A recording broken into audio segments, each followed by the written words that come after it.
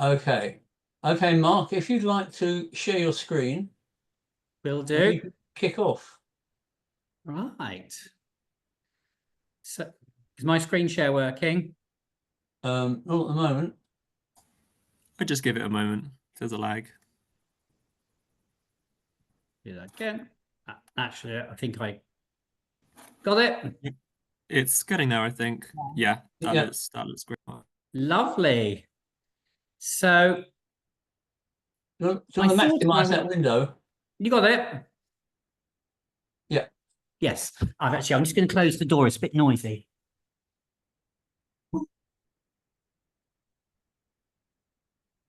Sorry, folks, everybody's drinking wine downstairs.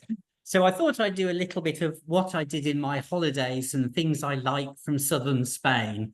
Because over on and off throughout the last 7 or 8 years, I've been going to the Alpujarras every spring, which is in the Sierra Nevada in southeast Spain, in Granada and Almeria. And it is one of the most botanically rich and fantastic parts of Europe, well worth a visit. So here are a few pretty things I liked along my way last time I was there earlier this year. So first off, we have Isatis tinctoria, woad, and I kind of liked this just from a kind of colour and brightness and composition point of view, just having a nice bit of bright yellow and blue in the sky, and enjoying that Mediterranean vibe.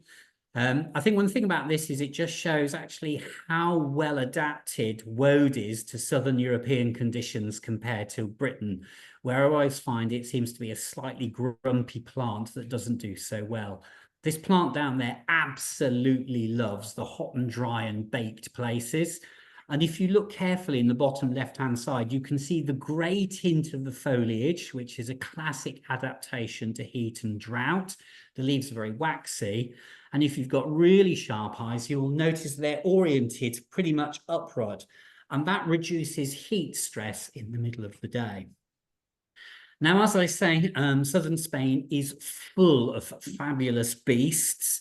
And this is one of them. This is a relative of the Spanish iris, Iris xiphium, but this is its more slender and elegant relative, Filifolia, which is restricted globally to parts of Algeria and Morocco and a few areas around southern Spain and in southeast Spain region. And again, this is a plant that is strongly associated with really, really hot, dry, kind of arid conditions. Now, this is not a brilliant photo. It's slightly out of focus, but I was very glad to see this because actually one of the things we do, I actually lead a botany walk and a botany tour every time I go down there. And we quite often go to the top of the Sierra Nevadas. And the Sierra Nevadas are funny because they feel a bit more like the Yorkshire Dales because the tops are not spikedy and jagged like our view of the Alps or the Pyrenees.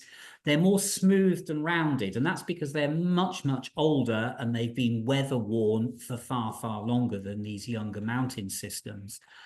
But their great age also actually means they have, because of their age, a huge diversity of plants. And this gorgeous little thing, Viola parvula, is a close relative of one of Britain's rarest wild plants, the dwarf pansy, Viola kitterbayalana, which is found only in the Isles of Scilly. These flowers are tiny. They're only about 3 or 4 millimeters across. But you can see from this flower that the plant, it actually has, again, some of these adaptations that we strongly find with high montane and alpine plants, i.e. it's hairy. So it has lots of little silver hairs all over it. And these create micro shadows, which reduce heat stress because even though it's high altitude, it gets really hot in the summer, but also keeps it a little bit warm and snug if the wind turns and it gets chilly. So this is a really lovely plant that's largely found at high altitude. It's actually found in various parts of the Mediterranean region, but usually, as far as I'm aware, high up, not down in coastal areas. So it's a cute little thing, even though annoyingly it's slightly out of focus because I was actually having to run back down the hillside to catch up with my group who wanted to go home for their lunch. Another glorious thing of the Iberian Peninsula are snapdragons and their relatives. This is a Caenarinum. In fact, actually, Spain is probably the global center for antirrhinum snapdragon diversity. There are a number of species in southeast Spain, and many of this group of plants are what we refer to as chasmophytes. They grow on the rocky clefts of kind of mountain gorges, or if you're really, really lucky, growing out of very old walls in really old mountain villages and stuff. This is Caenarinum villosum, subspecies granitense, which is large, is actually not only found in southern Spain, but again is also found in Morocco and Algeria. A plant that I'd wanted to see for donkey's years, again, this is I'm a terrible photographer because again I was having to run because my group wanted their dinner once more, is a plant from the other end of the perspective. The other species have really been talking about plants of mountains and rocky places at altitude to varying degrees, but this thing is a plant of the semi-coastal low altitude environment and in some of the semi-desert areas. This is the fabulous Limonium insigne, which is a relative of our sea lavenders, but this is an absolute glorious shock of hot pink when you see it flowering in what are these areas which are referred to as the Badlands. And for any of you who are fans of spaghetti westerns and the likes of Clint Eastwood, quite a few of the films that involve, there's the famous film where he shoots the bell of the church and it goes bang. Those were all filmed in this region in southeast Spain, and these plants grow. It's actually quite a rare plant. You don't see it that often, so I was wildly excited to see it. One of my favorite things that it grows in the region is, again, this is a pretty much restricted and endemic to southeast Spain, is this fabulous member of the pea family. This is Ononis speciosa. Speciosa kind of referring to its glamorous nature. And again, our rest taros, because this is a rest taro, are pink, and they tend to be quite small, relatively dwarf shrublets or little tiny annuals for our rarest species. But this is quite a big, burly shrub. I've seen it about 2 to 3 meters high, forming quite large thickets. And if you look into the background of here, you can actually see some of the badland landscape behind where this plant grows. Many of these plants are incredibly tough. You know, in fact, actually, the iris that I showed earlier on was actually photographed about half a mile away from this, right in the middle of this bandland habitat. Absolutely glorious plant, which sadly doesn't seem to be in cultivation in Britain. Now, one of my favorite great beauties for the area is this lovely, lovely thing. This is Thymus longiflorus, which is, again, it's an endemic of southern Spain. I think it also does occur in North Africa. I can't quite remember off the top of my head. And it's not rare, but it's quite local. You can go for many, many miles and not see it. And then it turns up in great abundance in the odd river valley or barranco, usually in small patches under pine woodlands. And it's a stunning plant with this long corolla, which I strongly suspect is probably adapted to either bee pollination or maybe something like a hummingbird hawk moth or something like this. Really, really lovely and really quite flamboyant plant. Oops, naughty me, overshot. Another, going back up the mountains again, this is a fairly scarce relative of our oxeye daisy. This is Leucanthemopsis pectinata. Again, I actually found this not far away from where I found the viola. This tends to grow in areas, it actually does quite well in areas where sadly there's too much grazing in some areas, a story we're familiar with in our uplands, and many of the upland plants are suffering, but this species is able to withstand it. But this will be covered in snow for about 5 months of the year when it really, really gets cold. And another plant, you know, it's one of those spiky starfish plants. This is a relative of our Scotch thistle, the tall, robust thing, but this is the southern European equivalent. This is a fairly widespread species, often in slightly weedy habitats, particularly ones where there's been lots of sheep grazing. because sheep won't eat this because it's such a beast. This is Onopodon apollon, meaning without a stem. And just in the middle, it's just starting to produce its big fat thistly flower. Again, not only has it got these spines to protect it from predation, from grazing, but these woolly hairs protect the plant from the intense sunshine around.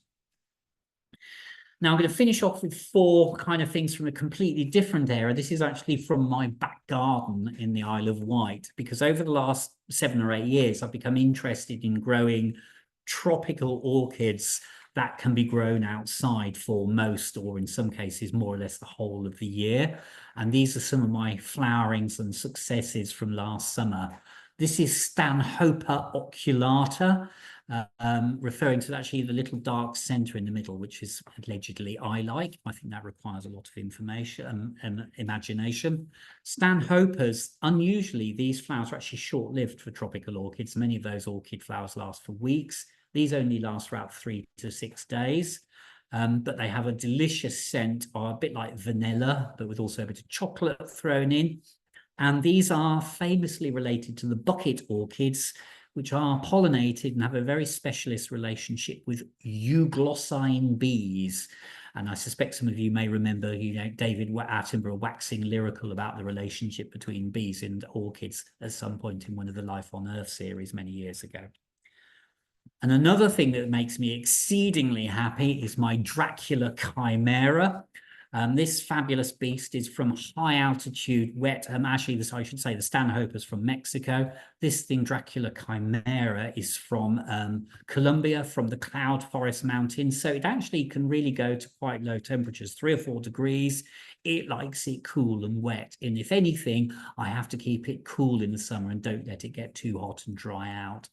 This rather fabulous flower is actually adapted apparently to be pollinated by fungus gnats, and it's quite large. It's about 3 to 4 inches across. It's quite a robust flower. Then a complete blousy orchidorama for you. This is the lovely Elalia anceps. And Elalia anceps is, again, that classic orchid look. This is, again, really tough. This can go down to about 5 degrees quite comfortably. In fact, actually, apparently it can occasionally take a hint of frost, but I daren't do it. I'm too scared. But again, this is a really beautiful thing from high altitude in the Mexican mountains. And then finally, because it makes me exceedingly happy, this glorious, wonderful thing, Coelogene cristata from the Himalayas. I've wanted to grow one of these since I was about 7 years old. I had a gardening book when I was a child that had an illustration of this plant in, and I fell in love with it. And this was the first time it bloomed for me last summer, or last spring, and I was exceedingly happy when it did. So there's my flowers pictures from last year. Thank you very much, folks. Thank you, Mark. You can stop sharing your screen now. Yeah. Okay, if I can remember how to do it, my brain's gone blank. Exit, stop, exit. There we go. There we go. George, you're muted. I did mute myself. Sorry, thank you. Okay. Shall I go on to do some now? That was brilliant. Super pictures. How big were some of those orchid flowers? Are they really all growing in your garden? So the Laelia, I mean, they come in for about 6 weeks in the depths of really cold winter. So anything above about 3 or 4 degrees. But the Laelia, the big pink thing, is as wide as my hand, pretty much side to side. The Coelogene flowers, the white ones, quite large as well. Yeah. They're all quite showy. They're not tiddlers. I like something that's a bit blousy. Yeah, very, very good. Okay, well, we'll go on to Henry now. Sorry, I've got to leave you, Henry. Good to see you all, folks. Take care. Bye, Mark. Thanks for that. All right, I'll share my screen then.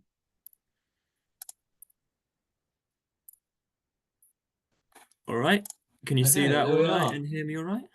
Okay, so yeah, I've just got a couple of things here. I've kind of split it in 2 parts. So I've got some photos of some bryophytes, mostly that I've seen around Sussex, with also some microscopy photos that kind of, I originally came across these because I was trying to find characters for identification, and I also noticed that some of these features are actually really beautiful, so I added them in there. And alongside that, I've got some more London stuff, particularly looking at some of the neophytes that are in London. So this bryophyte first is a liverwort. It's a Donta denudatum. And this is actually quite an uncommon species. And the reason that it's uncommon is that it's mostly found in these limestone outcrops, which tend to periodically pop up in a lot of the areas in Sussex and Kent. This one here was actually found in this really special habitat near Tunbridge Wells. The image on the left is how it naturally grows. So what you're seeing here is you're seeing that sort of covering of the Odontoschisma, and it's got other mosses, Calibragia, liverworts also growing through it. But this wasn't on soil. This was directly in this really small layer of humus that sort of accumulates on the sides of these sandstone rocks. And this is a really special habitat. And actually at this location I also saw the Tunbridge filmy fern, so presumably quite near to wherever the type locality is for Tunbridge filmy fern, which is quite interesting. On the left here you can kind of see how it reproduces, because the shoots grow along the rock and then they come up at the end, and they have that sort of little white sort of structures at the top. And those are the gemmae that are forming. So those are sort of vegetative reproductive parts. The reason I included this one is because it's got really interesting cells. So this is it under the compound microscope, and you can see what's happened here is this is just in its natural state when it's completely hydrated. The cell lumens kind of collapse, so they have these sort of star-like structures. This is actually quite important for identification as well, because you do get another Odontoschisma species, Odontoschisma sphagni, which grows in sphagnum box in and amongst the mosses, and that has physically looks really similar to this plant, but its cells are completely globular. It doesn't have any of that sort of star-like effect. So I thought that was quite interesting. The next one here is also a microscope photo. Unlike the Odontoschisma, which is quite an uncommon moss and is just found in quite a specific habitat, this one, Diplophyllum albicans, is really widespread. It's kind of one of those liverworts that you, especially in wetter areas, you basically always encounter. It's a super variable species actually, so it's quite easy to see it and think you found something interesting, but it is just the Diplophyllum. And what I really liked about this one, it's also a great ID character, is that whilst most of the cells in the leaves are these nice sort of blocky square-like things, the ones in the mid vein are really elongated. So I thought it was really cool when I saw it under the microscope. This one here is one of our smallest liverworts and also a really common species. This is Cephalosia bicuspidata. On the left here, you can see some of the reproductive parts of this liverwort, which, interestingly, you can see the sort of stems going amongst them. The stems are really fine, but the actual reproductive parts are really massive compared to the rest of the plant. It's reasonably easy to ID in the field actually when you see it like that, because there's nothing that's really that small with these bifid leaves, but it's much easier to appreciate it when you put it under the microscope underneath the slide, because you can just see the shape of those cusped leaves. And actually, if you look closer, you can quite easily see the individual cells, and even just about at this point, you can see the dots that are surrounding the edge of the cells, which are the chloroplasts. So even under a dissecting microscope at not too high magnification, you can see that. You can also just about pick out that you can see that you've got these little root-like structures. So these are the rhizoids that the plant is going to use to cling onto the soil or onto the rock. It's definitely a plant to look out for. It's quite common. It's just need to pay attention and maybe use a loop to find it. This is the last one I've got of the liverworts. This is, I think this is probably our smallest species in the UK, so it's hard to get a decent photo of it. before you put it under the microscope. But this is Myriacoleopsis minutissima, minute pounceworts.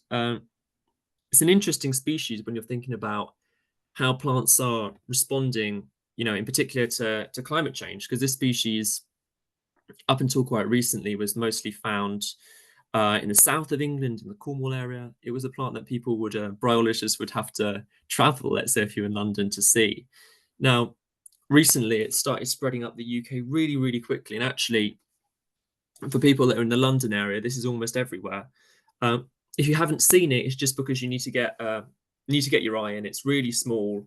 But if you get, plants, trees like oak and hazel and stuff like this, that this plant is on, you'll be able to find it. There is a confusable species, but actually the way you tell it apart is if you look at the reproductive parts. So if you look at the image on the left, you can see it has these tiny little dots, and what they are is those are the reproductive parts, and that separates it from one of the confusable species, which is only sterile. But yeah, the best way to see it is if you take a pin and put it under the microscope, and you can really appreciate like the interesting zigzagging stem and the shapes of the leaves.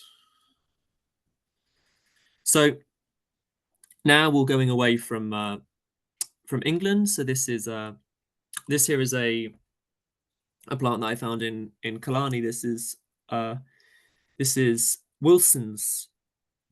So it's not. I've got the wrong name, which isn't great. This is Tunbridge filmy fern, Hymenophyllum tunbridgense,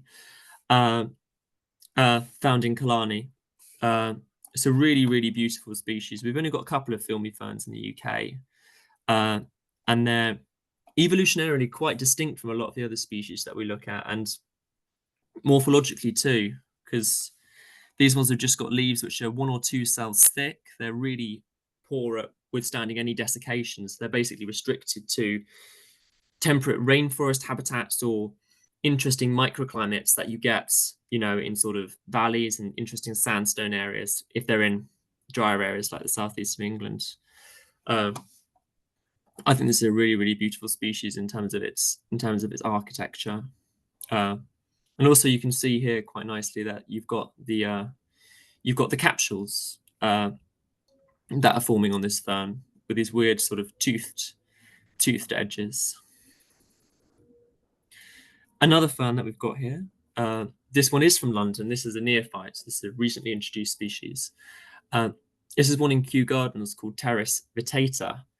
And it's found all the way along one side of an artificial pond that's been dug. So presumably this plant has been cultivated in the past, and spores of it have been released, and it's settled in one point. But interestingly, in the preceding time, it's managed to spread for basically a whole 100 meters along the edge, because it's found itself a really nice microclimate where you've got the wall on one side and you've got the water on the other, producing this really humid environment. And it's done really well. And I'd assume also there might be some kind of protection from this microclimate from frost, because I don't know if this species is naturally frost hardy, but you presume that this particular microclimate is giving it some kind of extra protection. But I thought it was a really interesting species, and there are very few localities of it. This is certainly the only place that it grows in London, and it seems to be doing really, really well. This is another one from Kew that I really like. This is the giant spinach, or tree spinach, Chenopodium giganteum. And actually in the back you can see one of our more typical Chenopodium species, Chenopodium album. What I like about this one is just obviously the color. It's a really really beautiful color, and that's because it's covered with these sort of purplish trichomes, and they stay as the plant grows. So when you get these plants that are sort of 1.5 to 2 meters tall, covered in these purple trichomes, it's a really, really interesting look. And the thing is, once this plant starts to get established, it's super, super persistent. So at Kew, where it grows, whenever the ground is cultivated, even if this plant hasn't been growing in the area for years, this thing tends to spring up. Actually, these ones that I've got here, they emerged in the herbarium car park. So they've cleared this whole area, and all of the soil just was covered by giant by tree spinach within a couple of weeks. Two more photos. So this one here is a really lovely species. These are fringe cups, Telema grandiflora. They're also an introduced species to the UK, and you often find them sort of scattered about, a few of them, but in Kew, for some reason, they do incredibly well. So in the sort of wilder areas of the garden, you can often get whole areas in the spring alongside your bluebells and your ramsons that are just covered with fringe cups. And they have the most amazing, really deeply divided petals, and yeah, quite a distinctive look. This here is also a really nice one, a common species, the haresfoot clover, Trifolium arvens. It's just a super interesting looking plant, because the showy thing about it isn't the flowers. The flowers are actually quite small, but it's isn't the petals, because they're quite small, but it's these sepals which are covered in hairs, giving it a really interesting appearance. And this here is the final one, because I thought this is an interesting plant in an interesting location. So this is Trachycarpus fortunei. This is one of these hardy palms that is cultivated quite frequently, and because of that, it tends to get spread about. In the UK, produces fruit quite easily, and birds tend to transport it. So you'll often find them growing in flower beds or growing by the edge of pavements and stuff. But this one had managed to get itself about 2.5 meters up into a tree. So here it's growing in the boughs of the tree, where all this detritus has formed. Presumably a bird has transported the seed there, and this thing has been growing for at least 3 years. And I took this photo a year or so ago, and I saw it a couple of days ago, and it's still doing really, really well. Perhaps the sort of microenvironment that's being created by this tree is sort of helping it. Thought it was a very nice example of an accidental epiphyte growing in London. All right, that's all of mine. So I will stop sharing and pass back to George. Okay, thank you, Henry. Tell me, the photographs of the film The Ferns near Tunbridge Wells on the sandstone outcrops, you said? Yes. So yeah, Which those one? were the liverworts there. Yeah, sorry, the liverwort. Yeah, which one? Which outcrop? Oh, I'm not quite sure. I'm not quite sure where this one was, but I can find the locality of it. Yeah. So no, it's just Yeah. I'm interested because in my youth, when I was young and fit, I used to do a lot of climbing on the sandstone down there. Oh no, it is the place that people climb. So if you remember, there's a famous place that half of it's designated. Harrison's Rocks. Quite possibly, it's one of the places where half of it's designated as a nature reserve and half of it's sort of an area for climbing. Yes, that's Harrison's. Yeah. So it must have been there. I did see one at Eridge Green. I forget which one it was. A few years ago. Anyway. Yeah, and that was the place where it was growing alongside Tunbridge filmy fern. Yes. Okay. No. Yeah. Super. Right, Maureen. Oh, sorry. Can I just ask about the Teres vittata? Where does it occur naturally? So you said it's kind of neophyte in London, but where's it actually come from? Well, let's see. I'll look it up on Plants of the World online. Okay, so this is a species with a really wide distribution. Apparently, it's I wonder if this is one when it's multiple species, because it's got a wide and quite disjunct distribution. It's in all parts of Africa, right from South Africa through to tropical Africa. It's found in most of Southern Asia and Australia, in parts of the Middle East. It's also recorded in France and Spain and Italy. So it seems to be quite a variable species. Okay, and it's grown sort of in horticulture. Is that how it's ended up? It must occasionally. I've never seen it being grown, but I guess it must have been grown at one time. Interestingly, a lot of these things, they don't even need to be grown outside to spread outside. And I know people who've looked at ferns, for example, in Bath, they've seen a lot of species growing outside on walls and stuff. that are only known to be cultivated inside. And the idea is that, yeah, it's quite easy if you're indoor houseplants, if you leave the window open for those spores to come out and those plants to establish. So perhaps this is a plant that was originally, it's growing in the lake, which is opposite to the palm house at Kew. So quite possibly if people were growing ferns in there, that air spread out and that's how they've got there. There must be certainly be a lot of spore deposition from the amount of ferns that people are growing at Kew. I have seen it there. I've also seen it, I'm sure, growing by a drain pipe somewhere in East London. I seem to remember Nick Bertrand showing it to us. Really? Okay. I'll have to look up the details. I'll have them somewhere. Anyway, thank you, Henry. Right, Maureen, do you want to unmute yourself and kick off? Okay, let's see if this works. So it's a quick share. There we are. Okay. Now, where do I do slideshow? Yeah. Start.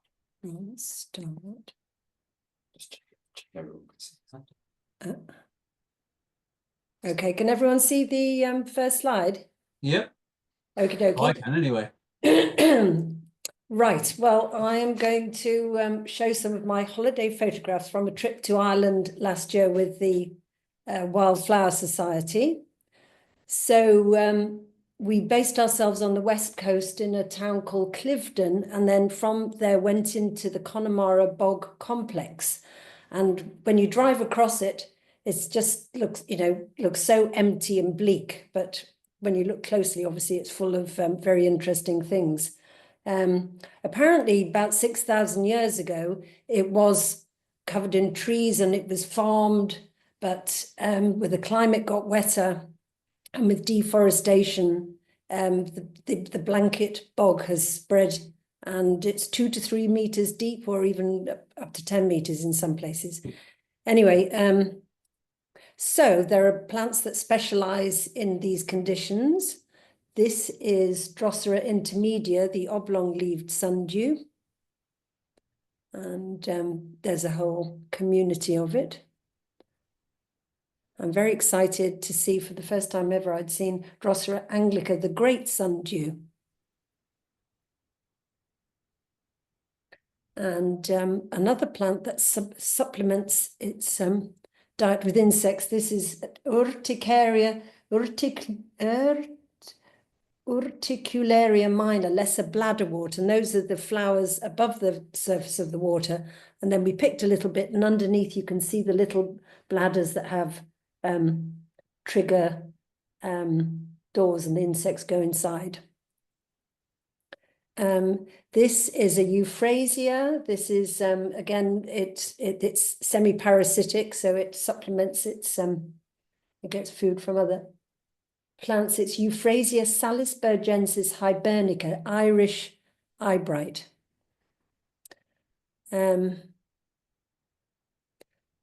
But I mean, by the side of the ponds there, it's not a very good picture, but you can see pipewort, you can see the Drosera, all sorts of things. Huge, it's a very rich environment. Water lobelia, spearwort. In this pond, you can see in the water there are the whitewater lilies, the Nymphea alba, and then the cotton grass that you can see in the foreground is slender cotton grass.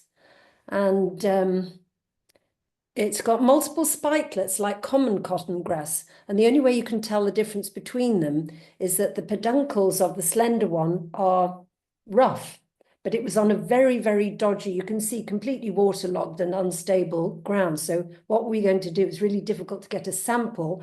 So, a member of our group took off his shoes and socks, and that way he could walk very delicately across the bog, and he got us some samples. And in fact, the best way to test it is to get the peduncle against your upper lip, and you could feel that it was rough and minutely hairy, and that confirmed the ID as slender cotton grass, Eriophorum gracile. Going back towards Clifton, this was in the hedgerow. This is an amazing sedum sexangulare with a very extraordinary geometric arrangement of leaves. Beautiful plants of royal fern, Osmunda regalis. And this everywhere is the famous St. Dabiox Heath. Beautiful large flowers, and I've got a picture of the leaves underneath. Look at those bell-like flowers. The leaves underneath, the edges curl over, and it's got white hairy underneath. So it's everywhere, and it's it's listed as a native plant, but there are botanists that now think it may be an ancient introduction, maybe from Celtic people coming up as copper miners, maybe 4,000 years ago. In fact, there are quite a few heaths that there are now question marks about where they introduced from Spain. Some of them they think could have been more recently with smugglers coming from Spain over to the Irish coast. But this one, it's set seed and it's quite general, but really only in the Connemara Mayo area. So it's not as general as if it had been a native plant sort of since the Ice Age. Anyway, it's a really beautiful plant and profuse in that area. There it is again. So then we went down to the coast, the beautiful beach. Where is this? It was, yeah. Beautiful sandy coastline, and in fact the grassland round there is very rich because the Atlantic blows seashell fragments into the sand and fertilizes it. In the sand, this is frosted orache, Atriplex laciniata. There it is again. This is prickly saltwort, Salsola cali. And then this one is raised knotgrass, and it's interesting, you can recognize it by the nutlet, which sticks out further than the calyx. The grassland, this is a beautiful dune pansy. Is that what it was called? Dune pansy tricolor, viola tricolor. And this is a particular local one, subspecies Curtisii. Squinancy wort. And that's a general picture to show you the profusion of the beautiful, rich grassland just above the beach. And all sorts of plants, but particularly you see the beautiful pyramidal orchids. There we are. So then after a couple of days there, we moved on to Ballyvaughan, which is on the edge of the Burren. And in fact, you can see one of the hills of the Burren rising up there behind the village, and there's a traditional form of grazing animals there called winterage. Most places that I know about, you take the animals up in the summer and then you have them down in the lowlands in the winter, but there it's winterage. The cows are taken up to the hills in the winter, and in the cracks in the rocks they find enough herbage to live on. And although it's very rough ground, they don't break their legs all the time because their bones are strong, because the springs there are calcareous, full of calcium. So the first day we went to a beautiful area, stunningly beautiful, of limestone pavement right next to the sea. And I'll just show you a few of the plants we saw. So this is the Irish sea lavender, Limonium recurvum subspecies. It's a very long one. Pseudo-transwallianum.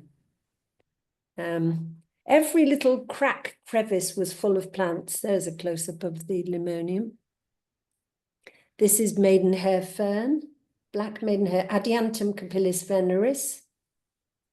A lovely carline thistle. Oh, now this is a special plant that grows there. It's not in flower, but that is Irish saxifrage, Saxifraga rosacea. Here it is. Oh, there's some wild madder growing in a crack. There's another picture from Ballyvaughan. You can see the bleak hills, bare limestone of the Burren.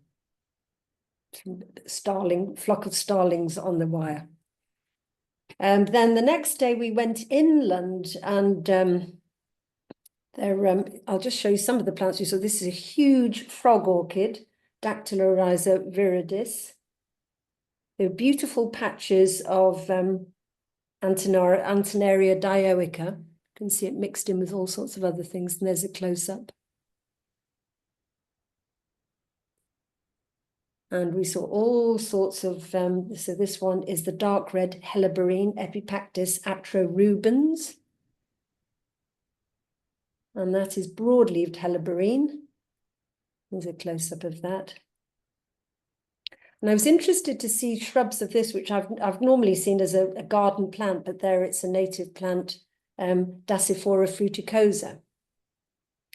Anyway, there was one plant we particularly wanted to see, and this is a local Burren speciality. It's a subspecies or possibly a variety of our common spotted orchid, and this is O'Kelly's spotted orchid, and which is so it's Dactylorhiza fuchsii subspecies O'Kellyi, and you can see that the extended lobe of the lower lip, and it's pure white and very beautiful and very common in the Burren. There's one more. And that's it. It's an absolutely beautiful place. I can't wait to go back. It was my first visit. And there we are. Thank you very much. Thank you, Maureen. That's a super set of photographs. I have been there a couple of times, and I would like to go back. The one thing that I went with a botanical climbing friend once, and the thing that I always remember is it's so nice. And we'll sleep outside on the limestone and look across the sea and see the islands. And after about 10 minutes, we'd been bitten to death by midges, so we got back in the van again. Right. Okay. Thank you. We were lucky. I'll do mine now. I just got to get it going if it works properly.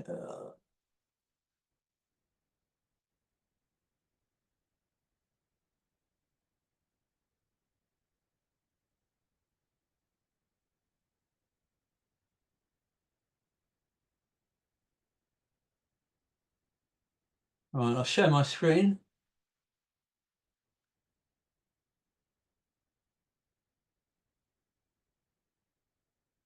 That wasn't what I wanted.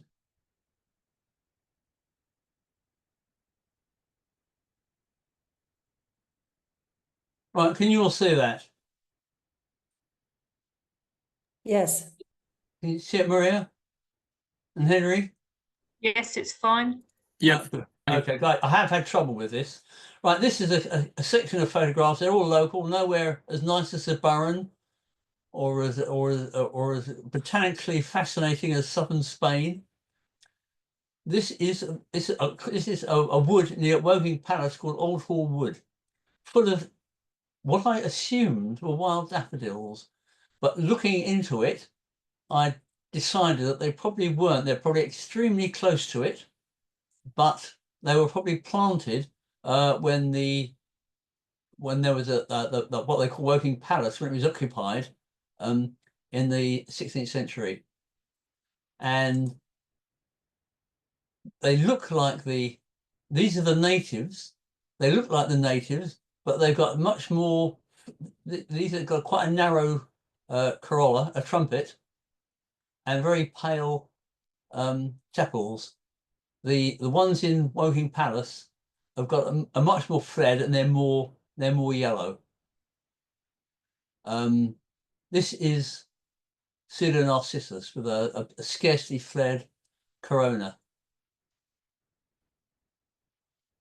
This is a var princeps, which is what do they call it? A legacy, a very old introduction, and it puzzled me for years.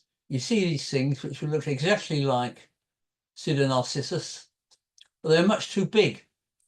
And I discover that this is a very old introduction that people introduced, and you do find it mixed with what look like the natives ones, and it does breed true. So you get clusters like this one, but you also get odd ones scattered about. So this is Pseudonarcissus var princeps. and that's it close up. You see it's got a more flared corona and pale tepals. We're on a bit of a daffodil fest here. This is a Tenby daffodil. This is a garden escape. Again, it's sold by various. I think I bought some from Wisley. You can get it. It's got the tepals more closely. The yellow is more closely comparable with that of the corona, and they're shorter. So that was the one from Wisley, and that was from a roadside near Guildford. It also flowers early, quite early. So the ones in the garden are flowering now, whereas most cultivated ones flower a little bit later. This is again a historical cultivar called Rip Van Winkle. It is in fact a sport of Narcissus minor, subspecies pumila. I think the original one came from Italy. This was by a fence near Reigate in Surrey. It's obviously escaped from somewhere or other. My wife liked it, so I bought some. I thought, well, that's good. And I put them in the ground and waited impatiently, and spring came and nothing happened. So I might as well have buried the tenner I paid for them and save myself a trip to the garden centre. Right, cyclamen flowered daffodil, Narcissus cyclaminius. This was in Tilgate Park near Crawley. It's the only place I've ever seen it, but as you can see, there were more than one or two of them. And this is only a small part of the area they were covering. And there they are close up. It's one of the parents of tete-a-tete and also of a Narcissus jetfire, which are two common cultivars. And I put that in just for completeness. Narcissus bulbocodium. I found some on a waste site in London about 30 odd years ago, and it was going to be built over, so I dug them all up. And I'm glad I did, because it was all dug up. I put them in the garden. They've been flowering ever since. Right, another introduction. This is Omleria thraciformis, an introduced shrub from North America. This is a patch just down the road from here. There's a couple of patches in Surrey, and it flowers at this time of year. The first time I found it, I saw it. I had no idea what it was like. I had not a clue what family it was in even. So I asked Ken Page, who named it immediately. The Native Americans used to eat the berries. I'm sure that one of their natural foods. I'm sure they ate all sorts of things. And those are the flowers. And that's another patch. This is the patch from one of the other patches down near near Cobham, actually. But it's dioecious. So the ones near Cobham are female, and the ones down the road for me are male. So there's not much chance of my seeing any berries. But this is the male. You can see all the anthers, and there's no sign of any female bits. This is the female. You can see the styles, and all the male parts are rather withered and don't work, which may sound familiar to some of us. Right, on a roadside near here, came across Enanthe pimpinelloides, the corky fruited water dropwort. I've not seen it locally until I saw this one, and I did notice in our local database there's a record from a field nearby. So I wondered if it self-seeded from that. I went to see it the following year, and the verge had been strimmed. But I'll have another go, because Woking Council are so cash-strapped that they can't afford to cut the verges. So I'm hoping it will survive this year. There's the inflorescence with radiating lateral petals. That's what it looks like from underneath. And I didn't notice this beetle until I was looking at the photographs, and it is a fairy ring longhorn beetle. Not uncommon, but it's nice to see it. I quite often find that when I look at photographs, there's something in there that I didn't notice at the time because I was concentrating on the photograph. I took a picture of gorse once, and it's only when I took the picture at home that I noticed it was covered in cuscuta. Right, this was on an LNHS meeting at Bagshot Heath. Epipactis phylanthes, a green flowered helleborine, very droopy flowers that bear scarcely open, and it's always self-pollinated. It crops up here and there. It's not common, but it's not super rare either.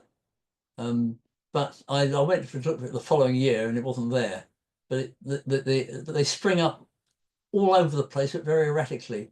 Epipactis helleborine is the same.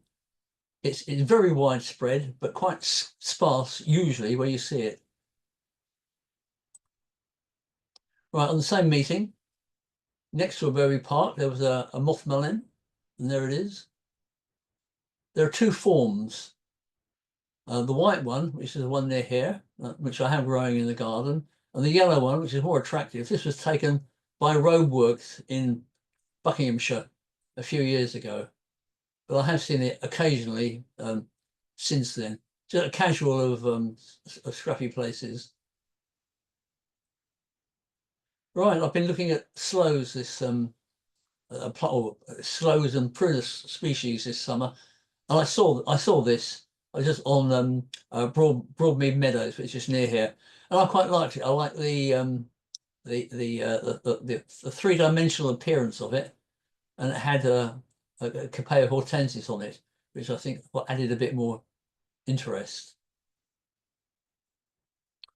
Another plant we found this year down by a car park near Shackleford.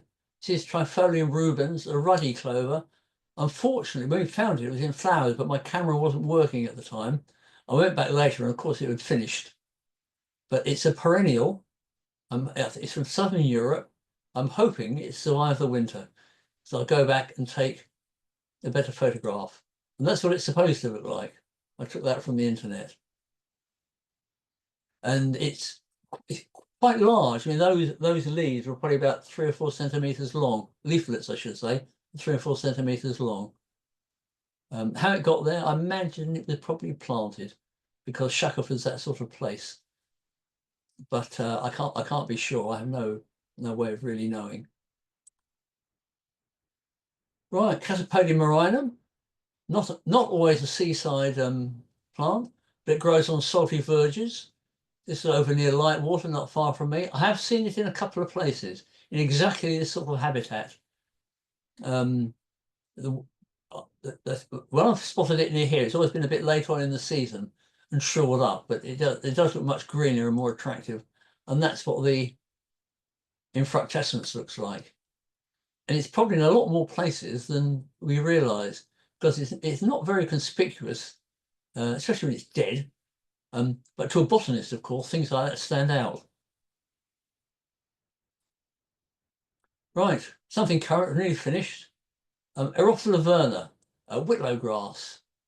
This is Erophila verna, and if you look, you can see the leaves are covered with little, in fact, there's stellate hairs, you can't see it on that. And the flowers look like that, relatively narrow, 4 petals, each relatively narrow divisions. This is Erophila glabrescens. Unless you look closely, it's similar. But at this time of year, it looks greener. There are no hairs on the leaves. There may be a few around the edges. And it has a much longer petiole. Those on Verna are relatively short. And when it's flowering, the flowers are more obvious because the petals are broader. And so they appear whiter. I don't suppose they are, but they appear it. And now's the time of year to look for it because they're just coming into flower. And so look out for something that looks greener and with a relatively long petiole. And they're all over the place on verges. I've seen glabrescens on a pavement near here. Oh, excuse me. And there's a patch down near one of the local parks I want to check on in a while. Verna, I love to see Verna. It means spring's on the way, and sometimes it's abundant. And that's it. Thank you, folks. Okay. I'll stop screen sharing. Thanks, George. That was super interesting. One thing I was thinking is that with regards to the daffodils is that the LNHS is doing on the 15th of March a trip to Lesnes Abbey Wood, which will be led by Mark. So if people are interested in seeing wild daffodils, other ancient woodland plants, do email Mark and try and get a place on that. I think there's still places on that one. Yeah, well, I have seen it there. We had a few meetings there a while ago. Yes. And, we thought it was worth revisiting. Yeah. Because I think I may be wrong, but I think it's the only site in Middlesex where we still have. Do we have Pseudonarcissus in other places? Offhand, I don't know another one. Yeah, I think it may be, and at least the strongest site in Middlesex for it. Right. Okay. Right. Okay. Thank you, everybody. Anyone want to add anything before I close the meeting? If you do, unmute yourself and speak. I always find it tricky to know the difference between the two catapodiums. I mean, the one you showed, what was C1? Was it C fern? That was Marinum, Catapodium marinum, and Catapodium rigidum is the other one. The one you commonly see is rigidum, and it's got a much more branched inflorescence. Right. In Marinum, the spikelets are nearly always sessile. Oh, that's good. And I could see the inner the stem is sort of quite wavy. The central stem, is that something as well? Or? It's flat on one side and tend to be smaller and slightly curved. Okay, but they're sessile spikelets. That's the key thing. Okay, that's really useful. Thank you. Okay, thank you, everybody. There's somebody in that asked about Henry, can you just explain about the Lesnes Abbey trip, the date, and how people actually, because you have to book to go on that one. So can you just... Of course. So if people are interested, firstly, in general, in London Natural Society events, you can go onto the LNHS website, and there's a full field programme there listing all the events that we're doing. About this one in particular, this is what I'll do is I'll just pop this in the chat quickly. So that's for the Lesnes Abbey Wood there, and obviously from that you can just navigate to the general website. So this one is to look at our wild daffodil Narcissus, Pseudonarcissus, and it's a free event like they all are, and the way to get on it is just to email Mark Spencer, who is the leader for this particular one, and get yourself a place on it that way. And then another thing, people have said, thank you very much. I really enjoyed the presentations, and then they want some more. so we've had asked, will you be doing some more presentations? It was lovely and very enjoyable. So I know we do this annually. It's kind of like an event. I'm sure it'll come around again next year, but whether it's something we could kind of think about doing again another time. But people have really enjoyed it. So just that it's something we have considered as a possibility for Thursday evening. What are they called? Webinars, webcams, web shots, whatever. Haven't actually done anything practical about it, but I do have one that is I did the natural wildlife of Surrey, which is quite long, but it's not just plants; it's all sorts of things. But it's got a lot of plant photographs in it, obviously. But yes, we may well do something else apart from the annual photo show. Yeah, so but certainly something to bear in mind. And then one last thing, somebody's asked about the book club. That actually is an in-person event, which we run at the library, our LNHS library, which is in the basement of the Angela Marmot Centre. One of the ideas about running it is to get people to kind of come along to the library. So it's not something we're kind of thinking about doing virtually, because it's kind of like you want to have discussion. And but if you are around, it's open to anybody. Again, there are details on the website, so just have a look. And we've just had a meeting. Our next one will be at the end of April, I think it's something like the 26th, the last Wednesday in April. And you can find some book, and we meet every couple of months. So again, check out the website if you want to know a bit more about that, and people are most welcome to come along.